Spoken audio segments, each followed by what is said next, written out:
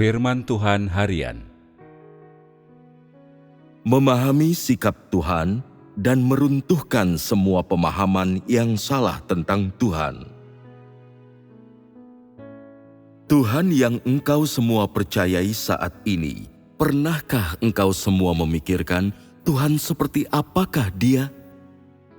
Ketika Dia melihat orang jahat melakukan hal yang jahat, apakah Dia membencinya?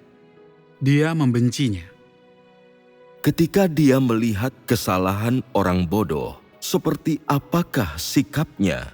Sedih. Ketika Dia melihat orang mencuri persembahannya, seperti apakah sikapnya? Dia membenci mereka.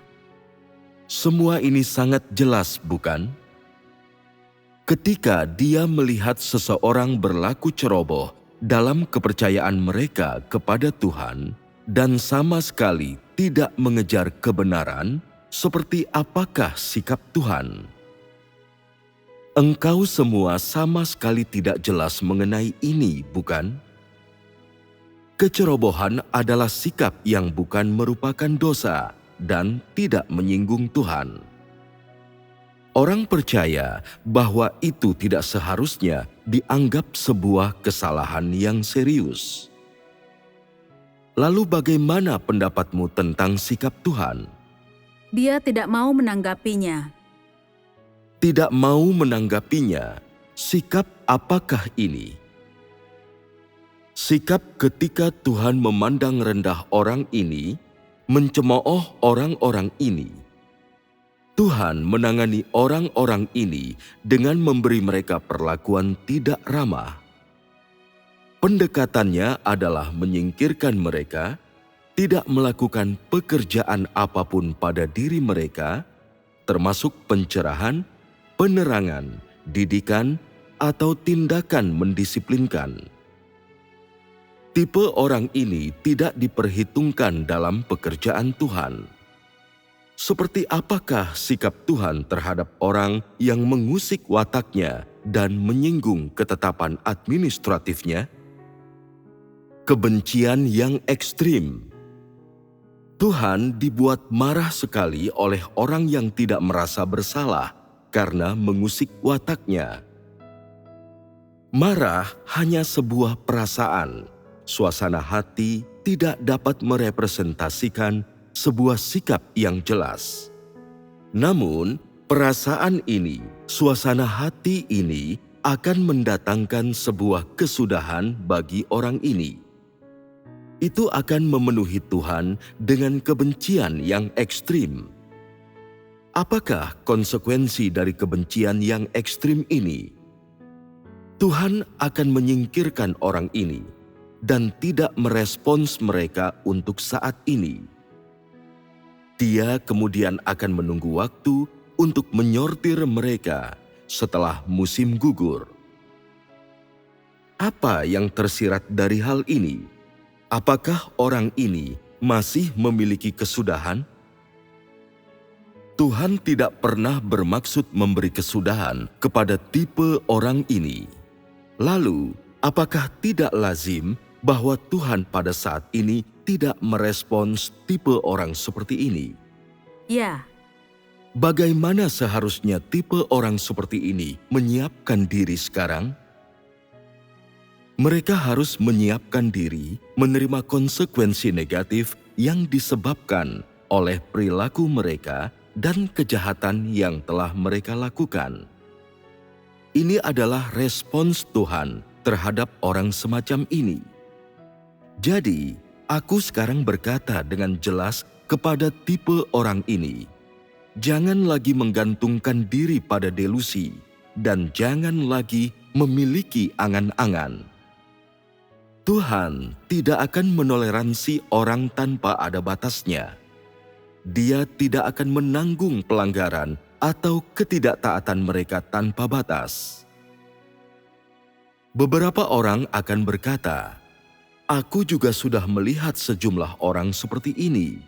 Ketika mereka berdoa, mereka sungguh disentuh oleh Tuhan, dan mereka menangis dengan getir. Biasanya mereka juga sangat senang. Mereka sepertinya memiliki kehadiran Tuhan dan tuntunan Tuhan. Jangan mengatakan omong kosong seperti itu.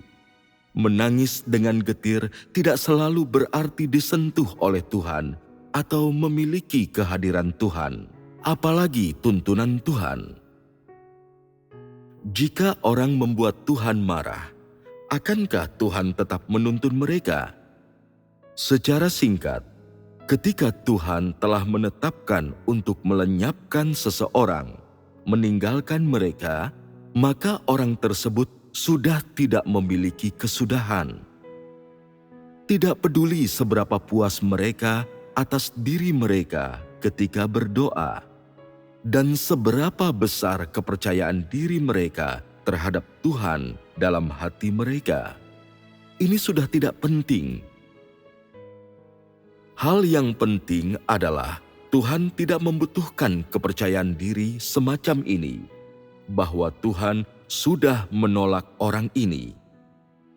Bagaimana menangani mereka setelahnya juga tidak penting. Yang penting adalah bahwa pada saat ini orang tersebut membuat Tuhan marah. Kesudahan mereka sudah ditetapkan. Jika Tuhan telah menetapkan untuk tidak menyelamatkan tipe orang ini, maka mereka akan ditinggalkan untuk dihukum. Ini adalah sikap Tuhan. Meski bagian dari esensi Tuhan adalah kasih, dan Dia mengulurkan belas kasih kepada siapapun, orang mengabaikan dan melupakan poin penting bahwa esensinya juga berupa martabat. Bahwa Dia memiliki kasih tidak berarti bahwa orang dapat dengan bebas menyinggungnya dan Dia tidak memiliki perasaan atau reaksi apapun. Bahwa Dia memiliki belas kasih tidak berarti bahwa Dia tidak memiliki prinsip apapun dalam cara Dia memperlakukan orang. Tuhan itu hidup, Dia sungguh ada. Dia bukanlah sebuah boneka imajiner atau suatu hal lain. Karena Dia ada, kita harus senantiasa mendengarkan suara hatinya secara saksama, memperhatikan sikapnya, dan memahami perasaannya. Kita tidak seharusnya menggunakan imajinasi orang untuk mendefinisikan Tuhan, dan kita tidak seharusnya memaksakan pikiran dan pengharapan orang kepada Tuhan yang membuat Tuhan menggunakan gaya dan pemikiran manusia dalam cara Dia memperlakukan umat manusia.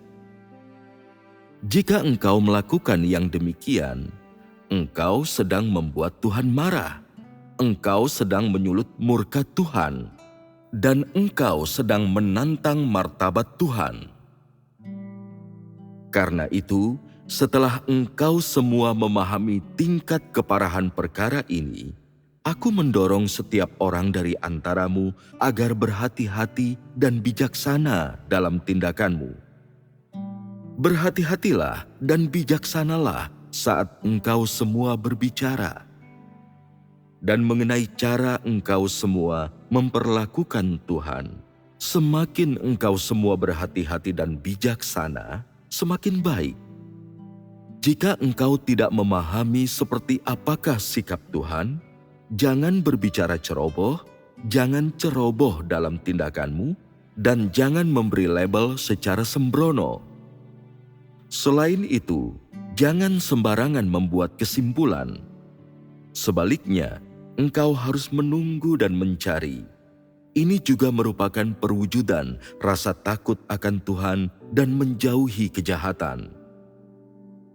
Jika engkau dapat mencapai poin ini lebih dari apapun dan memiliki sikap ini lebih dari apapun, Tuhan tidak akan menyalahkanmu karena kebodohanmu, ketidaktahuanmu, dan kurangnya pemahamanmu tentang alasan di balik berbagai hal. Sebaliknya, oleh karena sikapmu yang takut menyinggung Tuhan, rasa hormatmu akan maksud Tuhan, dan sikapmu yang bersedia untuk taat kepadanya, Tuhan akan mengingatmu, membimbing, dan mencerahkanmu, atau menoleransi ketidakmatangan dan ketidaktahuanmu. Sebaliknya, jika sikapmu terhadapnya tanpa rasa hormat, menghakimi Tuhan secara sembarangan, menebak dan mendefinisikan gagasan Tuhan secara sembarang, Tuhan akan memberimu vonis, tindakan mendisiplinkan, bahkan hukuman, atau Dia akan memberimu pernyataan. Mungkin pernyataan ini menyangkut kesudahanmu. Oleh karena itu, aku masih ingin menekankan hal ini sekali lagi. Engkau harus berhati-hati dan bijaksana terhadap apapun yang berasal dari Tuhan. Jangan berbicara dengan ceroboh dan jangan ceroboh dalam tindakanmu. Sebelum engkau mengatakan apapun, engkau harus berpikir, apakah melakukan ini membuat Tuhan marah? Apakah melakukan ini sikap takut akan Tuhan?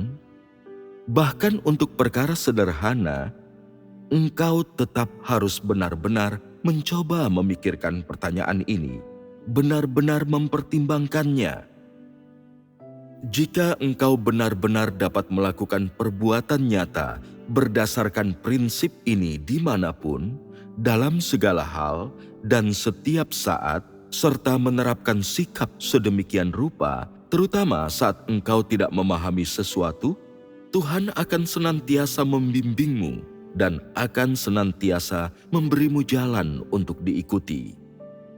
Tidak peduli seperti apa orang menampilkan diri, Tuhan melihat semuanya secara jelas serta terang, dan Dia akan memberimu evaluasi yang akurat dan tepat atas penampilan ini. Setelah engkau mengalami ujian terakhir, Tuhan akan menilai semua perilakumu dan mengumpulkannya secara lengkap untuk menetapkan kesudahanmu. Hasil ini akan meyakinkan siapapun tanpa sedikit pun keraguan. Apa yang ingin aku katakan kepadamu adalah bahwa setiap perbuatanmu, tindakanmu, dan pikiranmu akan menentukan nasibmu.